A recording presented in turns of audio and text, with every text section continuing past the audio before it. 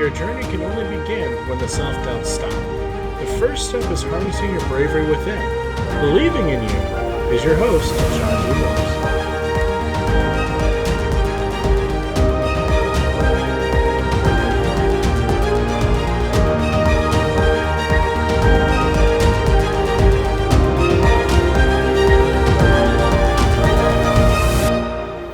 Hello and good day to you all. My name is Sean, and I'd like to thank you for tuning into the very first episode of a brand new series that I have created.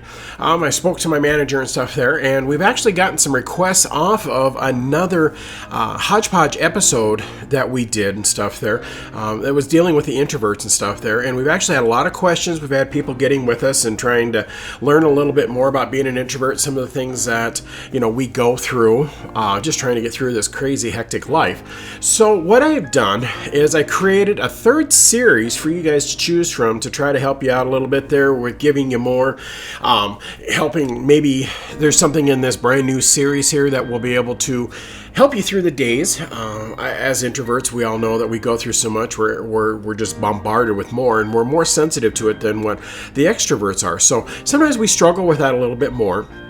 So I thought it would be probably a good thing to start a whole new series that's going to be available as soon as I get done basically recording this. And the whole series is going to be called Persevering as an Introvert. I was trying to find something very upbeat. I wanted to make sure that, you guys understood that everything that I do is upbeat. And I'm hoping you're picking that up from the 30 episodes that are already out. And all I'm hoping for in this one here is I've told you all myself, I'm an introvert. And you're probably sitting there thinking, Sean, you talk on the radio, you talk to thousands and thousands of people. How are you an introvert? Like I've said before in the past, I am sitting here in my own home recording this with monitors in front of me, Willow right beside me, and there's nobody else around. So it's very, very easy. I have a script that's on my screen. And so as an introvert, I'm fine. And this is a great way for me to be able to help and explain what I have went through, and in hopes of it will help you through with everything there. That's why I decided to start a third series. So I want to say thank you so very much to all the people that have contacted me, that have asked questions about being an introvert, things that I have went through, the trials and tribulations that I continue to go through. Like I said, I'm a work in progress, guys. I don't have all the answers, but the answers that I do have and the experience that I have, I'd like to share that, and I'm hoping you can get something out of that. So this whole series is dedicated to us introverts that live in this crazy and out of control world. It's going to focus on processing everything that we come into contact with. I'm hoping you're going to learn a little bit more of who you are and why you do things the way you do. There actually is a little bit of a science behind it, and it's a little scary when you start digging into it a little bit. I'm hoping maybe you'll be able to understand your own thought process. That's what I'm hoping for here. And just so you know, you're perfect the way you are. Don't change. Don't let anybody else tell you any different. And when all's said and done, I'm hoping that something in these podcasts will help you through it. Maybe there'll be something. Maybe you'll realize that, hey, I'm not the only one out here, or I'm not the only one that has had to walk this walk and talk this talk and cross this scary bridge, or stand in front of a group of people there, or the dreaded, why don't we go around the room and tell us about yourself? That right there, that comment terrifies, I think, every introvert in the world. I mean, I started shaking a little bit. You're just saying it, and we don't have to do that. You're just listening to me. So what I'm hoping to do is some of the information, that I provide here, and some of the experiences that I provide, I'm hoping that that's going to help you in some way, shape, or form. I don't know how many episodes there are going to be of Persevering as an Introvert. I'm hoping that there's going to be quite a few. I've got quite a few different subjects already picked out and ready to go. But I'll be maintaining that with my Hodgepodge series and my Weight Loss Journey series. So there's going to be 3 series to choose from, and it's going to keep me plenty busy. But if you guys are asking for it, I want to try to help you out here and get you the information that you need. So off we go with the very first episode number 1, and it's labeled Sensory Overload. Okay, we all know that this world is crazy, noisy, rushed, out of control, and almost impossible to live in anymore. With the world of instant messaging, emails, the phone calls, the everything else that's instant. Everything has to be instant. Instant coffee, even, for goodness sakes. Everything has to be on the dime, on the spot, right now. And when you're somebody that's an introvert like us, I'll be honest, I pretty much go at my own speed. I really don't change for anybody anymore. And it's taken me years to figure that one out. I figure that if you like me, you've employed me, you're going to let me go at my speed. I get all my work done, and I'm always ahead of the curve. But there's just a certain speed that I do that it allows me to process the information, to think ahead, to be 2 steps ahead of, problems and anything else that basically pops up throughout the day. We all know that every time you turn around, you're constantly being bombarded with ads. People getting in your face telling you, I need this, I need that. Why didn't you get this done? How come you can't do more on less? We're going to pay you less because of it. There are so many reasons that us introverts get so completely overwhelmed. And as I call it, it's a sensory overload. A lot of us sit in front of monitors 8 hours a day. There's so much information that is scrolling across that screen that we have to try to keep up with. I've been asked a few times, and I've heard people comment and stuff there, saying that, my memory isn't used to be what it used to be. I used to be able to remember this and this, or I was faster here and here. One thing that I've learned, and it took me a little bit to figure this one out here, is the constant information overload that is hitting us. And it's not just through our eyes, it's through our noses, it's through our ears, everything.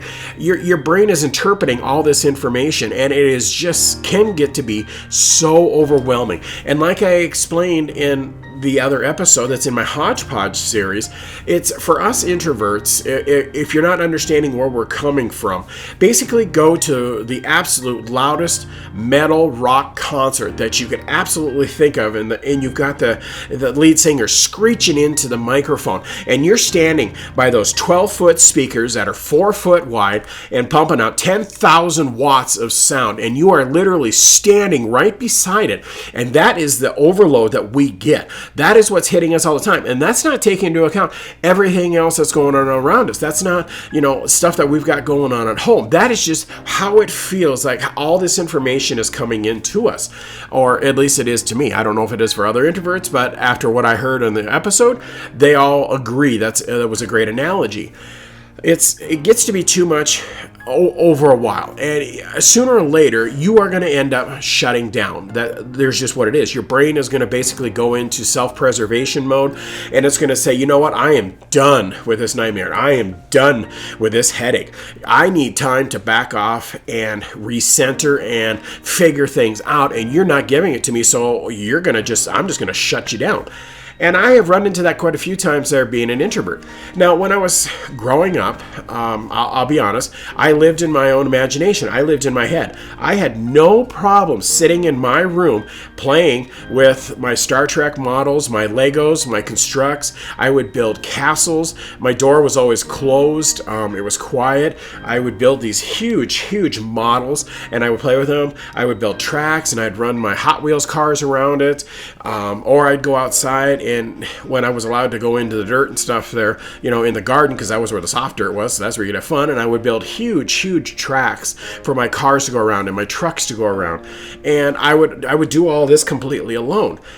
And as I was growing up, I kept getting told, why don't you get out of your room? Why don't you go do something? Why don't you go find some friends? Why don't you go ride your bike there and talk to somebody? You know what? I don't know if being an introvert back in the late 70s, early 80s was a real big thing. I mean, I never heard anything about it. I mean, I didn't even hear the term introvert until I got into my 30s. I just figured that there was something wrong with me. I was wired differently, or when I was going down the assembly line, whatever the diagram that said, okay, you need to wire this guy this way, it must have gotten lost, so they just decided, it's Friday afternoon, who cares, blah, blah, blah, blah, blah, and put all the wires in and hope to God that I worked. Well, guess what? I work, but I probably don't work the way I should. But I grew up being just fine doing my own thing. And literally, I only had a few friends, not many, that I went through elementary school, junior high, and high school. Yes, I said junior high. I am old school. It's not middle school to me. I grew up as junior high. So go ahead and go, oh my God, Sean, you're old. I can hear it already, and I can see your eyes rolling. Go ahead. It doesn't bother me now. But growing up, I had no problems. I mean, I literally would ride my bike for hours. This is back when you were allowed to ride around. You didn't have to report in. There was no cell phones. There was basically the closest thing that you got to a cell phone was the nosy lady that was peering out her window because you got close to her lawn. So she was just waiting to jump on you to scream at you to get off her grass. And that would be about as close as you would get as people watching you. So growing up, and especially when I got into my teenage years, everybody's supposed to be going to parties. Everybody's supposed to be hanging out with the in-group, or you're supposed to be part of sports where you're supposed to be playing football or basketball or track and all that stuff. To be honest, I never really got into any of that stuff. I didn't like sports. I am not competitive in any way, shape, or form. I just don't believe in that. I don't like being, I mean, the sport, honestly, that scared me the most was wrestling. And the reason that scared me so bad is because you had somebody that was literally on top of you, grabbing you, throwing you around, holding you down. All I could see every time that I watch it or I see it on TV, I start to literally freak out because I think if somebody was doing that to me and trying to hold me down, I'm not sure. The only thing that I would do basically is go off the deep end and just beat the snot right out of him. I couldn't handle somebody being that close and all over me. So it's probably good that I was an introvert and I kept to myself. But it wasn't until I started actually working. My first job and stuff there was at a fast food restaurant here in town. It wasn't until then until I started actually branching out a little bit and finding other friends, because there was plenty of times that I would go up in the hills and we didn't basically use gas for the house for the furnace. We always cut wood. So to do that there for the fireplace, and to do that you always had to go up in the hills and cut the wood, haul it down, put it in the truck, haul it into town, unload it, split it, stack it so you could actually burn it for the winter months. It was extremely labor intensive and just, let's be honest, it sucked. I'm not going to use any other word for it. It was horrible because you always did that heavy back-breaking work during the summer. When it was hot, it was sticky, the bugs were out there. It just was no fun whatsoever. So you spent a lot of time alone because Dad was off cutting wood, and then my sister and I were responsible for getting the wood from where he had it into the truck. So we spent so much time alone that to me it was just natural. I mean, I really didn't see a problem with it, but I kept getting told all the time, you need to go out and find friends. You need to go do something with somebody. It just wasn't me. I didn't like it. The moment that I got home, I went to my room and I just stayed there. And I was very comfortable with it. And I could be in there for hours and not be bothered. I mean, Mom never had to worry about where was my son, because she'd walk over, my doors closed, and she would hear the boom or boom, boom, boom. I'm making my own sound effects and everything else with my ships and with my everything. And then I would destroy it all so I could build it back up again and maybe build it a little bit better or whatever the reason is. But I always got lost in my head, and I always found so much comfort for it, because when I was out in the real world, it was such an overload. There was too much. And back then we didn't have as many ads. We didn't have cell phones. We didn't have, the tablets. We didn't have everything that was possible to basically give you information, be there for you, and overload you. One of the biggest problems, and I admit I'm addicted to my smartphone, is that is one of the biggest things that overloads you constantly is your phone. And we didn't have them back then. So I got to thinking, okay, there has to be a reason why it seems like there's so much more information and it's so much more of an overload, because it seems like these days now it's tougher and tougher for me to get away from things.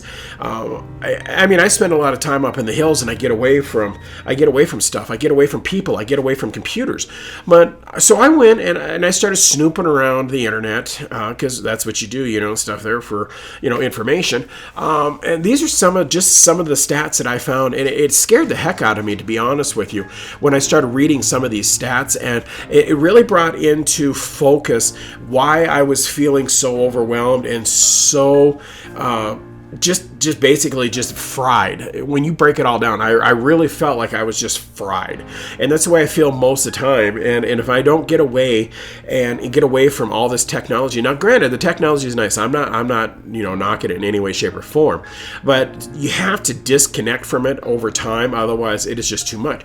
So some of the stats that I found, and I'm just gonna read these off to you and stuff here, and just to kind of tell you what I found today. But the average American is exposed to between 4,000 and 10,000 ads per day. That is terrifying with that much information coming at you.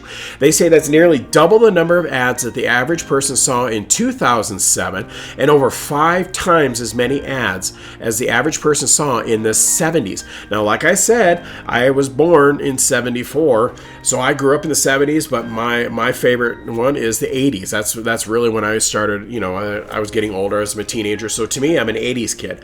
But to know that, that went from basically 750 to 3,500 ads back in the 70s, that is huge. It was easier to get away then. But the phones, I think, are the biggest thing. The tablets that we use, all that information's there constantly. We're all constantly watching videos or little snippets of things, and all those ads are constantly in there, and we all get so sick of them. I mean, it gets to be overwhelming after a while. Another thing that I found out was, according to data made available by Statista, thank you for that, the average time for commercials made available in the main TV channels in the U.S. ranges from 12 to 17 minutes per hour. So imagine how many things get crammed into those 12 to 17 minutes every hour. I mean, and the average person is sad to say watches 9 hours of TV a day. I'm not quite sure how they come up with the 9 hours a day and stuff. Lord knows when I get home I don't even hardly turn the TV on, but I do still watch some TV.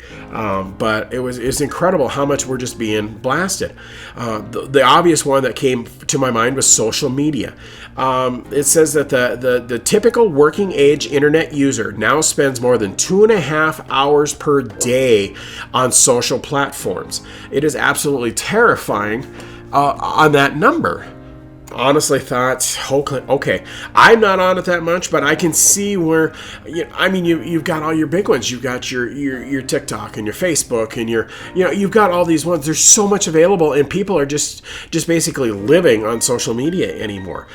It was actually really scary. Smartphones, and I'm bad at this one here. I don't spend this much on it, but they say on average, people spend 3 hours and 15 minutes per day on their phones.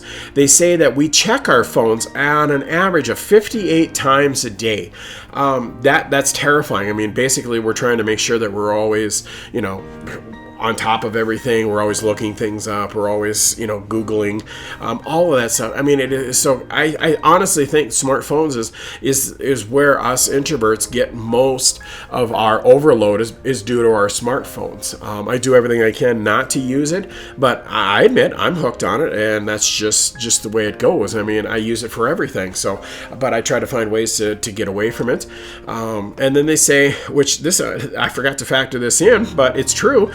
They say people is on an average day, individuals spend 34 minutes socializing and communications and 34 minutes playing games and using a computer for leisure with them. So it was like, okay, well, that's socialization. But I remember back in the day, which, okay, go ahead and start laughing, is we were outside riding our bikes and everything else. Now to be fair, I've heard that so many times, and I've heard, people saying there that kids live on the Xboxes. They basically they're never away from them. And I'll be honest, when I was growing up, I remember the Atari and the Atari 2600. I remember Pong, for goodness sakes. I grew up in that era. And I'll be honest, we played them, but we didn't play on them as much as what they do now. But if we had the games now back then, okay, yeah, I probably would have got into video games so much more. And let's be honest, arcades would have come up a lot faster, and there would have been a lot more quarters gone from my paycheck, not gonna lie. But that's when I started reading these, it just blew me away. So then I got to thinking just a little bit further, and try not to start shaking because I know how my introvert friends are out there. But if that wasn't enough, then there's more of these things that will distract and overwhelm you. You have emails and calls that you got to process every day. You have texts that are constantly coming across your smartphone. You're part of meetings. To me, meetings are the biggest waste of time that was ever created. There are, on a rare occasion, there are good ones. I'm not going to argue that point, but 90% of the meetings I don't think are necessary. I think it's just a way to waste time and get through the day. Questions and problems that you have to solve to get through the day. Homework either for yourself or for your kiddos. And then that leads into when you get home, you have the kids that you have to take care of, whether it be fur babies or just regular human babies. Raising them, you got to take care of them. You got to feed them, clothe them, get them in, you got to run them through the shower and so they get cleaned up, and then help them with their homework. And then on top of that, even more, you have chores at home you got to do. You got to vacuum, dust, cook supper, clean up. And then if that isn't enough, then you get smacked around for, family matters, problems, just like me, my best friend, he just lost his father. So, that all weighs on. So you try to be there for him. Then worst comes to worst, your spouse needs attention. I mean, I hate to say it that way, but we all do. We need attention. At some point, we need to talk to somebody. We need to be there, and that's part of being in a relationship with your spouse. And then they're going to have problems. They're going to have a hectic day at work. They're going to, whatever the reason is. And by this time, if you're like me, I'm sitting here just shaking because it's like, oh my God, what is this? This is too much. These are the reasons that I have found why us introverts have such a sensory overload. It's too much. There is just way too much. I wish I was more extroverted so I could figure out how they handle this, because it seems like they handle this stuff just fine. But to me, this is just, it was like, oh, okay, I can't do this anymore. This is just too much. So when I get home, the first thing that I do is shut everything off, and I just sit for a minute and just basically de-stress, decompress, just auger down. And it's just like, oh my God, my head is killing me. And the more stressed out you get, that turns, then I start getting migraines. And of course that doesn't do any good, because then what that does is that stresses you out even more, because your body tenses up and things just get worse. Sometimes I have my vision will blur. You start seeing auras, my ears ring, your temples throb, all that stuff. So it just makes a bad situation even worse. So after reading all that, I can understand why us introverts are freaking out so bad, and we're getting basically secluding ourselves more and more. It's getting harder and harder to find folks there to talk to, because it's too much. It's just like, okay, yes, we want to be there. Yes, we're good people. Yes, I want to help everybody that I can. But after a while, it gets to be so much and so crazy that it's like, oh my goodness sakes. Okay, what am I going to do? I can't do this anymore. It's too overwhelming. So basically, after being bombarded with all that information and data, literally from the moment that we wake up. I mean, if you wake up with the radio on the alarm, or most of us are like me, I have my Pandora that runs basically 20 hours a day, and I pay for the ad-free one. But even with that, the music is rolling, and you're being bombarded with information right away, because you might hear a song you like, so then you start singing along and bebopping to it. And the moment that I walk out the door, the ads start. You start seeing billboards. You start hearing ads on the radio. It just starts in an overwhelming mode. So before you even get to work, it's kind of like, ugh, okay, I can't take anymore. And then you've got everything at work that is just going to drill you in the ground. So that happens all the way until you go to bed. And then what you do is you try to sleep, but all those thoughts and stuff, they start invading your subconscious, and it's kind of like, okay, I can't even get a break in my sleep. This is getting to be way too much. So it was like, okay, what am I going to do? I don't understand. I am so overwhelmed. What am I going to do to stop this information overload? So I had to actually sit down and before I started drafting my notes for this podcast, I had to sit down, and these are all things that I have done to try to decompress, to unhook from all the technology. Now, granted, don't get me wrong, I love my Central Air, and I love my phone, and I love my Mountain Dew, and there's everything there, but after a while, it gets to be too much. I mean, it's sad when I can still remember the phone number of my home growing growing up, and I can't remember the one that's sitting, on my counter right now for my cell phone. It's just like, because there's so much, your brain, there's just only so much you can store, you can access, and until we can figure out how to get our brains to speed up or figure out how to use them better, like me, it's just going to be like, okay, well, the Rolodex is full. You want to learn something? You got to throw something out just to try to make it. So what I'm trying to do is figure out, and these are the things that I found to try to help me out a little bit.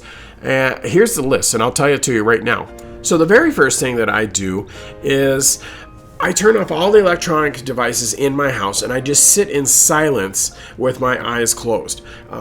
Basically, you're going to have to learn right away in the beginning and stuff there that this is probably going to drive you crazy, because you're going to be thinking, I should be doing this, or should be doing that, or the noise that is just in your head that is constantly thinking, constantly planning ahead, constantly doing this and that, solving problems.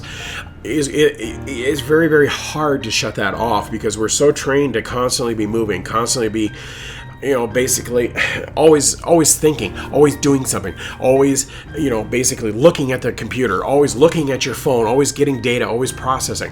It's going to be very, very hard to get yourself to slow down and get that noise out of your head. I'm not going to lie, because there's still time. I've been doing this for years. There's times that I can sit down and it's just like, oh, okay, I can't. It may take me 10, 15 minutes before I can even get my mind to slow down enough to start concentrating on nothing. It's harder than you think, but that's one thing that I do. I light a candle, get the ones that smell good in the house there. I turn on some classical music, very, very soft, and I just sit in my chair and I zone out. I don't have anything else in the house. I don't think about anything. I don't do anything. But to me, that helps. There's a certain song in the classical music. If you don't like classical music, then that's fine. But to me, it helps. It helps calm me. And there's a certain song, which is Bach's Cello Concerto No. 2. That's the one that helps me. It's about 24 minutes long, and it helps me simmer down. Sometimes I got to listen to it 2-3 times before I can finally get myself to finally settle down, breathe, and actually to the point to where I can actually feel my muscles relax. So, like I said, these aren't going to be just things that you can instantly do, but it'll take a little bit getting used to. But you'll like it. It'll help out. When I'm hit with too much at work, when I get overwhelmed and stuff, there's been times where I'll close my office door and give myself 10 minutes to recenter and regain my balance. Because people are always coming in. They're always asking for this, or have a question for here, or how do you do this, or where's this, or did you get this email? How come you haven't responded to it in 0.3 seconds? Because I just sent it and I don't understand why you haven't answered. Or the phone ringing and voicemails. So there's just times there that just close the door, give yourself 10 minutes to walk away. Now, some of you out there say, hey, yo, Sean, I don't have an office. So what I've also done in that one there is when I didn't have an office, I would actually go outside for 10 minutes and walk around the parking lot. This would allow me to basically relax and breathe for just a minute, as long as I could stay away from people coming outside and yelling at me saying, hey, I need you back in, or I need this, or I need that. The hardest part as an introvert is trying to get away to, throughout the day to basically allow yourself to de-stress and settle down. It's very, very difficult. There's been other times that I've gone to a park. I'll do it on my lunch break, and I sit at a park bench and just having my lunch, and I'll people watch. I'll watch them as they walk by. I'll watch the birds. I'll watch the pups as they're running by. Just anything to basically shut everything off. I'll make sure that my phone's on silent so I don't hear the vibrating or anything like that there during that time. And I don't do it very long, so in case my family, if there's an emergency, they can still get a hold of me. But even if I do it for just 10-15 minutes where I disconnect, it's amazing how much better you can feel. My most favorite thing that I do is go for drives in the hills, and I've said that many times on a few other podcasts. There's times that I'll go up there, I'll completely shut off. My phone is always off. I tell people I'm heading up in the hills, don't bother me. The place could burn down, I'll deal with it when I get back, but when I go in the hills, I disconnect from everything. I purposely have found roads and areas where I sit and there's no cell service. And then what I'll do is sometimes if I really need to think, I'll shut off the radio, roll the windows down, and just allow the wind to blow through. And it's kind of like it pulls the stress off of me and allows me to work on problems. Sometimes I'll use it to solve problems where I couldn't think about it while I'm at home or I'm at work, or I couldn't come up with a solution. But by driving around and having everything off, it allows me to focus on it a little bit. And then there are just times that I'll just sing along with the music, and other times I I don't say a thing, I don't hear a thing, I just drive. And it's just like the further I drive, it's like I get away from my problems for a little while. And I know gas isn't on the cheap side all the time, but when you consider the sanity that you're going to get compared to going to and talking to somebody about it, not that that's a bad thing, but for me, I'm not that real big into going and sitting on a couch and confessing my deep sins. I just go for a drive in the hills. It's a lot cheaper, $10, $15 for the gas, and normally I'll pick up something at the convenience store, get something to drink, and just something to munch on, and away I go. And I spend 4, 6, sometimes 8 hours up in the hills just getting away. And when I come back into town, most of the time, I've recentered. I've worked through the problems that I needed to figure out. I've come up with a game plan, and just basically become me again, so I can handle more, of what's going to be thrown at me for the upcoming week. I can be there for my family. I can be there for problems and help them all the way across the board. There's been other times I'll sit in the middle of my living room with no music, no nothing, and I'll meditate for a half hour. And let me tell you, like I said, trying to get your mind to shut off so you can meditate, because everything has to be quiet. Your mind has to be quiet to get this to work. Oh, good luck with this one. Sometimes I can do it, and sometimes I can't. I'll be honest. It just depends on trying to control what's rolling through my mind, which is bad all the way across the board. You just never know what's going on. Sometimes what I'll do is I'll do some either light exercises or some easy stretches. It feels like, when you're stretching your muscles out, it feels like you're kind of like pulling the tension out of your muscles, and you're kind of like relieving the stress from your body. I try to do that at work too. I'll get up and I'll stretch back and forth, try to get my arms to move, my back to move, my legs to move, all that stuff there, because we sit at a desk for 8 hours a day and it just drives you nuts after a while. But I found that just doing stretches and light exercises help. I'll read a good book and just get lost in it. And in my case, I'll read a book, or sometimes I'll write a book. I've written several books and published them. And that was my way of processing of the stress and just trying to make it through another day. It helped me get rid of a lot of basic darkness that I was keeping. I was bottled up and I had all locked away. I wrote it into my books and found a therapeutic way of doing it, and it helped me. So, for you, reading a good book, it might be helpful for you. Puzzles are cheap and easy way for relieving stress. And I'm not talking about the ones that are on your smartphone. I'm talking actually going to the store, a hobby store, and buying an actual cardboard puzzle. Surprisingly, I don't have a lot of patience for them. I have done them. They're too slow. I've never been able to figure out how to slow down enough to do puzzles. But I know that there's lots of people that do them. I know there's some people at my work on their lunch breaks. They have a puzzle that's just ongoing that everybody can help out with, and people will do it on their lunch breaks. I think that's fantastic. That allows you to disconnect from all your electronic devices. Learn, or if you want to, continue to paint beautiful murals, drawings, whatever you feel that you like. I mean, there's times there that I wish I could paint as good as Bob Ross. I'll be honest. The guy, God rest his soul. I'm sorry to lose him. He was an amazing man, and his artwork and stuff there is incredible. But I know there's a lot of people. My son's one of them. That's a brilliant painter. It's amazing what he can do. I've seen other people paint. I know a couple of people in my life that paint, and they're so amazing at it. But it helps them relax and helps them disconnect from the everyday world. That for them, it's just like, okay, this is perfect. So where I go for drives in the hills, they paint beautiful pictures. So just know that those are things that I've learned to try to help with a sensory overload for us introverts. I hope that helps a little bit. Another way that I found, and this is actually a lot tougher because for somebody like me, all I want to do is help people and I want to be there for everybody. But one thing that you have to do is you have to establish some boundaries to help you navigate the day. And you're going to have to establish boundaries. You're going to have to be firm on those boundaries. It's going to be like, you know what, I need a half hour and I can't be bothered. Or, you know what, you're just not healthy for me. We can't be friends. Or even with family, it's just kind of like, okay, you know what, we can't hang, we can't be together.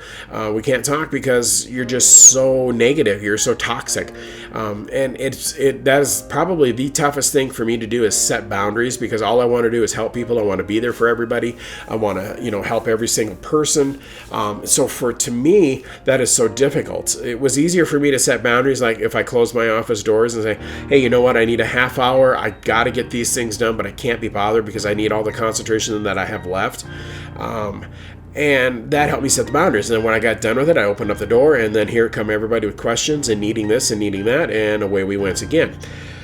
But to me, establishing boundaries was another way of helping out. But it's tough. I mean, for us, we just, most introverts don't like confrontation. I mean, I'm the same way too. I've been in management 30 years. I hired and fired people. I had to take care of disputes and HR problems and everything else. And it took me so long to figure out management was not what I wanted. I mean, it's not anything that I should be into. All it did was destroy my health, my happiness, my good vibes, and I will never ever step back into that ring again. I'm done with it. I've done my bidding for management and stuff there. And sure, introverts can be a manager, and I was a good manager. But what I did is I got in and got dirty with my team. I didn't call them employees, and I didn't call them anything else. They're my team. We all work together. There wasn't anything. I didn't ask them to do anything I wouldn't do personally. Yes, I hauled out the trashes. I vacuumed the carpets. I mopped, right along with hiring and firing and working on raises and going to court, and there was all kinds of things that I did, but there wasn't anything that I didn't ask my team to do that I wouldn't do myself. And it kind of threw them for a loop there, but I've always been that way ever since I started being a manager back as early. I started getting into management when I was 17 at the fast food restaurants. I started learning what it was like to talk to people, work with people. And let me tell you, when you were 17, 18, 19, and you were having to boss around 50 and 60-year-olds, they would just look at you and go, seriously? You have to handle them differently. You have to handle each person differently. And every person that was on my team, I treated them all, everybody got treated the same, but I worked with them differently just because everybody has their quirks. They have their way of doing things. They learn at a different speed. They learn different ways. And I learned what it was because it meant the world to me to work with these people because they were all good people.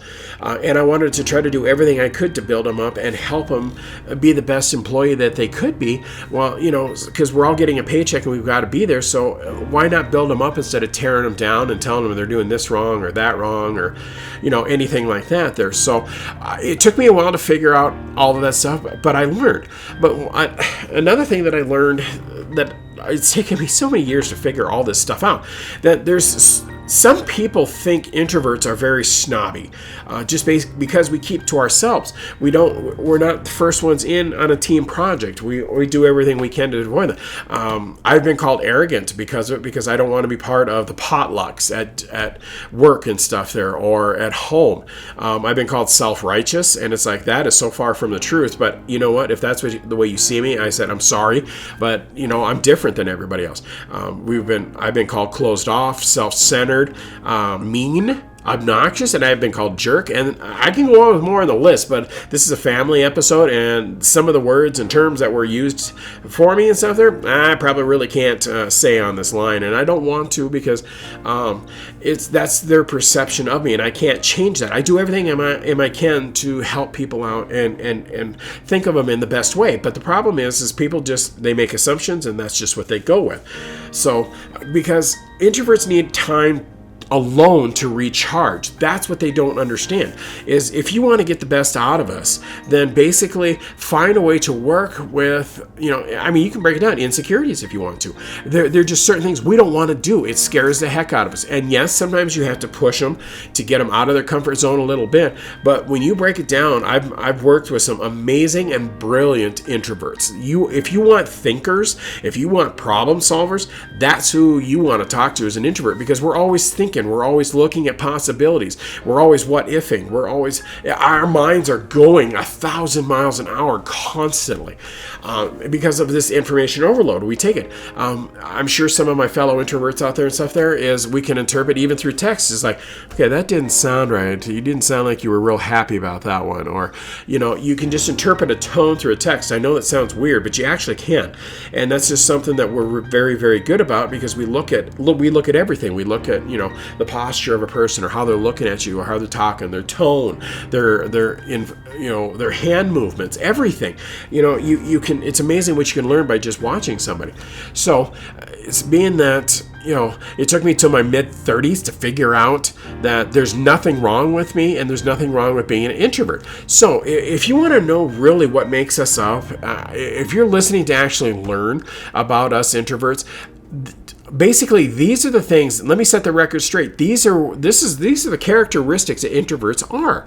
They're very deeply caring. They're amazing. They care about everything and everyone. They're very thoughtful partners and lovers. Mainly because once it takes a long time for them to feel comfortable with somebody. But let me tell you, when they feel comfortable with that person, you've got somebody that's dedicated, and they're going to be there. They're going to support you. They're going to love you, and they're going to build you up. We love deep conversations with the right people, I'll be honest, not with everybody. Because when we get into deep conversations, we're kind of exposing ourselves and we're talking about ourselves and what makes us up and who we are. But it has to be the right person to be that way. So we love to volunteer. We love to help people. It's just sometimes we don't know how to go about it because it's so overwhelming because you have so many people that are trying to do this and trying to do that. It gets to be too much, so then we shut down. Introverts are very intelligent, and for me and stuff there, I try to hide that so people don't take advantage of it there, but I'm pretty good with problem solving and being there and finding shortcuts, finding better ways of doing things. Most introverts are. They're extremely funny. I know you're going to think, seriously, funny? We're some of the funniest people you're ever going to run into, but we only let certain people see it. We're not that way because when we start being funny, sometimes our humor, mine's very dark, I'll admit. If you ever heard me, and talked to me and got me going and stuff there, my humor can be very dark. But we're just funny with certain people. We're just very selective with our energy and with our positive vibes and who we share it with. We're very dedicated, and we're very loyal. These are, of course there are exceptions. Not every introvert is like this, but I'm going to be honest with you. Almost probably 98% of the introverts that I know and have as friends and everything else, these are the traits that they have. That's what makes them up. And just so you know, you're not going to get this out of them immediately. It takes time. It's taken years for some people to get to know me before I'll open up on a level and they go, okay, I never knew that about you, and I didn't know you were that deep.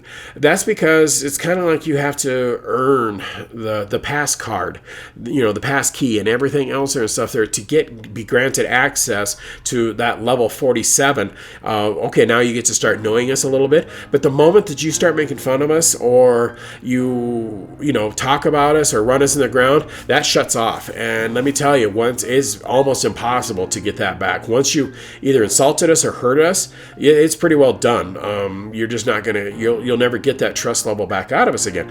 But if you've earned it, you're in for the ride of your life with a friend that's an introvert, or if you're lucky enough, you get to make them your partner in life, and they're gonna be amazing for you. So. The one last thought that I have basically for all of this here and stuff here for my introvert friends, and I'm assuming, I don't know if you knew this, but animals actually help us recharge and recenter. They are incredible and caring creatures. They're just amazing. For some reason, and nobody knows, that our souls bond with animals, dogs, especially for like men, and cats for ladies. And of course, that's not for everybody. I know there's plenty of people that got snakes and, they've got iguanas and all kinds of stuff. It doesn't matter what kind of pet you have, but we introverts naturally bond with them a little bit more because we're quiet and we're closed off, and that's kind of how animals are. But we have a long ways to go because they look at us with such love, such care, and such understanding that sometimes I don't feel that I'm worthy of the love that Willow gives me and the admiration and the loyalty she does. So I try so hard to live up to what she expects me to be. But, I'm just letting you know that if you don't have a pet, don't just run out and get one, of course, because you think it's going to help. If you've got the time and dedication to spend with them and you make them a part of your life and not just, something that you're going to throw on a chain and throw outside into a cardboard box and not give a crud about them. If you're actually going to have them in your house and they're on the couch, they're in the chair with you, or you play tug of war with them and make them part of it, go for rides with you, then yeah, they're incredible. And for me, Willow helps me recharge. There are times that she does not help me recharge, but she's still a puppy, and I have to keep remembering that. But she's getting better, and all my other girls have been fantastic. So, anytime, so my greatest thing that I can tell my fellow introverts out there, the next time you are feeling overwhelmed and exhausted, make sure you take the time to recharge and give yourself the necessary time to recharge and breathe. You're not being selfish, it comes down to self-preservation is really what it comes down to. I can't stress that enough. So if you get to that point, shut off all your electronic devices, go out on the deck, listen to the birds chirp, the wind blowing through the air. And nature has an amazing way of taking the stress away from you. And just find any way to find a safe zone to recharge. Just know that that's just the way we are. And if you're trying to figure out us introverts, that's a good way. So if you see them walk away all of a sudden and they're just quiet, just allow them a few minutes to reset and be themselves and allow them to, basically find themselves again, because we get overwhelmed so fast and so easy. So if anything there to do, take 30 minutes a day, introverts there, to do nothing. Shut your phone off, shut your computers off, shut your TV off, and just unhook for a little bit. That, to me, that's what helps the most. When I just get to be too much, I'll just walk away from all this technology and just basically, okay, I'm done. I can't do this anymore. And I just breathe. I just work on my deep breaths, and I try to let my mind just kind of float in a boat. I just imagine that I'm out in an ocean in a boat. There's nothing around me, and I'm just slowly bouncing around, and it allows me, I'm not being bombarded with everything. And that sensory overload goes away for a little while. So that's what I can recommend for you. Hopefully there's going to be a few more episodes, which there will be on this stuff. I hope you like the first one. Please let me know and see if this is something that you're interested in. I hope it helps you a little bit. But when all said and done, remember, you got this. I believe in you. I believe that you're going to be able to be fine. Take some of these. I just hope some of these things that I've talked about today are going to help you. And if you get a free minute, which this means the world to me to say thank you, make sure that you hit like, you share, you comment on the pages, anything to basically get the word out there. I'm trying to help as many people as I can. You can find me on every platform, so there's ways to make comments. Try to keep them positive, please. If you have a negative comment, email me at seangmorris@gmail.com, and I'll try to figure out what's wrong and try to help through there. But positive comments, and the more you share and the more you like, that moves me up in the search algorithms, and we can add more people to our extended family, because that's what you are to me. You're family, and I want to help you and be the best that you absolutely can be. And I want to be supportive, and I want to be your biggest cheerleader all the way through all this, and as many years as I absolutely can be. So as long as you listen to me and allow me to be that way, I want to be there for you. So, and oh, well, look at that. Just because it's a new series doesn't mean you're going to get away from the dad joke of the day. So as we're closing out this podcast, I got a pretty funny one here. So I hope you like it. And here's the dad joke of the day. Do you know how to row a canoe filled with puppies? You use a doggy paddle. Yeah, I saw you roll your eyes. That's all right. That's what you're supposed to do. So go ahead and groan away too if you want to. Thank you so much for tuning in. You guys are amazing. Thank you for being there for me, listening to the podcast and sharing it. And as always, all my love and support, Sean.